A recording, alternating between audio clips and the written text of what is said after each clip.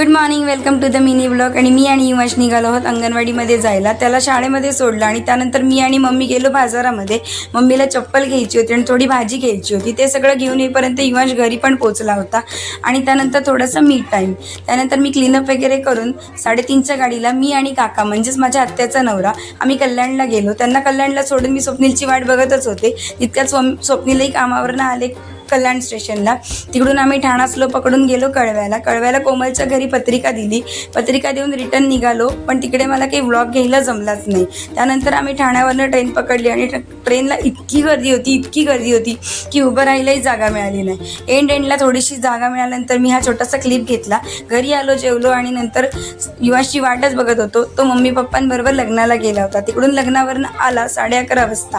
दमला होता त्यामुळे लवकरच झोपला आणि त्या कुर्त्याची पूर्ण चमकी त्याच्या अंगाला लागली होती. त्यानंतर त्याचा कुर्ता वगैरे काढून त्याला छानपैकी झोपवला. असाच होता आजचा छोटासा मिनी